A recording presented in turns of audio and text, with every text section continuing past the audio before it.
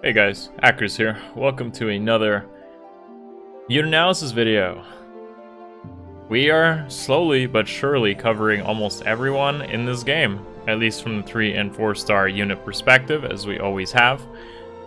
I wanted to pretty much, reinstate what the series is all about, just so I can make sure that you guys are always being informed with lots of stuff through Fire Emblem Heroes. So, remember, when you see new heroes, when you want to consider units in your barracks, always, and don't be afraid to review these videos in the future, because they are made with time in mind. You will go back to these videos and this information will still hold true for the most part. I could definitely see things like Distant Counter possibly getting better in the future. Maybe they make a Distant Counter 2 with some bonus effects, or a Special Fighter 4. Like, who knows what the future might bring. But honestly, if that were the case, then all you need to do is really just upgrade those skills accordingly as a step up from that. Today's video, as you no doubt can tell from the title and what we have on the screen shown up before us, is a Red Sword Armors. Believe it or not, there's actually 4 of them, and despite many other analysis videos where I choose not to cover those that may not have a role, like, sometimes the units just kind of fall, they just kind of, for example, Robin as a blue mage in the Blue Tome analysis video just couldn't compete with others in his role. These guys actually are different enough between each other that you can pretty much build anyone you like. And honestly, between all of them, they all pretty much run the exact same build. So this video is more about showing you minor differences between these 4, with Black Knight and Zephiel probably standing out a little bit more, but that doesn't leave Draug and Arden completely hopeless. And you can take any of their builds and pretty much apply it to one another, because you can go for the tank build or the Gale Force build, which I'll show in this video, and use it on any of them, with some of them being better than others at fulfilling that exact role. For example, Draug actually having the lowest attack is actually a benefit for him in a lot of cases, and high speed, because it means that if he tends to Gale Force armor, he has not too much attack to one-shot things, and he has enough resilience through his speed, defense, HP, and res stat, which res gets patched up through, light blessings and whatnot, to end turn comfortably. Whereas someone like Arden, even though he's got a really good HP stat, is going to get doubled and shredded by most magic damage, much worse than Draug would. Because at least with Draug, you can use plus res IVs and whatnot. So, with that being said, one last thing I'll say is Draug could be due for a Weapon Refine, and Arden, who knows if it happens. And that does make them a little bit in question whether, they could be really good in the future. With that also being said, Black Knight may be one of the first few to get a Distant Counter Weapon Refine. Him and Zelgius could definitely both get it. So all these things are a lot of things to consider. So let's jump into it. Let's see what we got today. To start us off, we're looking at Zephiel. So, when you see Zephiel and you look at his Weapon Refine, which has Distant Defense built in, it's quite obvious that you should probably consider a tank build for him. And honestly, he has an incredible stat spread for it. He actually has the highest base res of all the Red Sword armors. He's got second highest in HP, and Distant Defense really helps his bulk even further.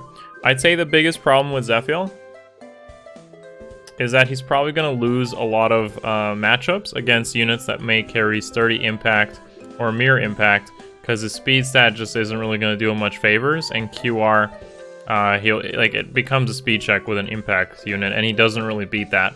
So, like I said, if you see these builds, apply them to Draug, Black Knight, or Arden if you wish, and as a comparison to that, someone like Draug could actually win a speed check with an impact skill and secure the kill as a result of that. Same with BK, so that's always something to consider.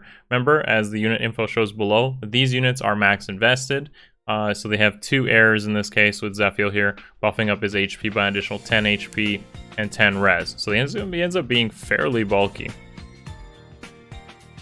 Moving on, you'll see a slightly different take on it with Arden being here. Now, because he's not locked into a preference weapon, This means you can run a woe down noontime for even more damage. You don't necessarily have to use like quick riposte. You could actually use like fear stance to try to secure kills through the extra 10 damage that woe down provides. And even as a benefit, you could run like Brave Lucina as support and run Soul instead of noontime just to get even more healing out of it. Arden's greatest benefit is the fact that he just has so much HP that who cares if he has such low res even after buffs, because an Ophelia, let's put it this way, an Ophelia that has around like 50, 60 attack and AoE hits him for like 30 damage, which may seem like a lot for a lot of other units that may have a lower HP stat, ends up not really killing Arden because he just has so much HP that he'll one-shot back, heal a chunk of it, and then truck through the rest of the units. So I feel like Arden can definitely be appreciated for that role, even when his biggest weakness tends to be like magic, just because he'll just have so much HP, so much bulk, and buffs will only push him over the top. Okay. Moving on is the first of what I would call the Armor Gale Forcers. Now, if you've watched some of the AR videos I've released, I do use Armor Gale Force. I have also started using Cav Gale Force due to Elwood just being so good. But Armor Gale Force is super consistent because it cheats with pretty much Bold Fighter, meaning it gets special acceleration that's needed for Gale Force, and it gets the guaranteed double. This is really important in Light Season, where you have Yoon on an enemy defense mythic consideration that gives speed. So a lot of other Gale Force comps that might be cavalry or infantry based need speed to double, or they need so much special acceleration to one-shot with a 2-charge Gale Force. Someone like Navarre, Valoria, Curtains users all can kind of cheat it a little bit like that. But with Armor Gale Forcers, you have your Bold Fighter basically doing the job for you.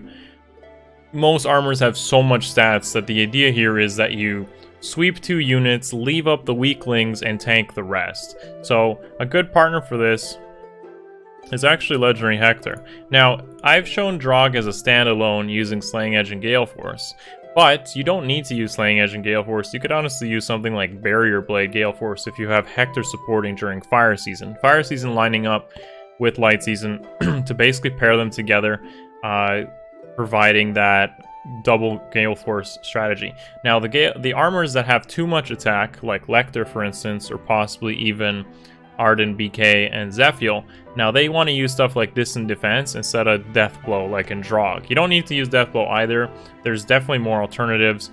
I'm just giving us something as an example. Attack Smoke's really nice to make sure that whoever you tank ends up being weakened. And there's just a lot of flexibility here, and the idea is you just leave a weak unit up. Remember, this Gale Force build can be used with any of the armors we've shown so far. Zephiel even being a pretty decent option for it too, because of Distant Defense weapon paired up with Hector. He gets a lot of value that way. The biggest problem with Armor Gale Forcers is when you run into frontliners that carry no follow-up.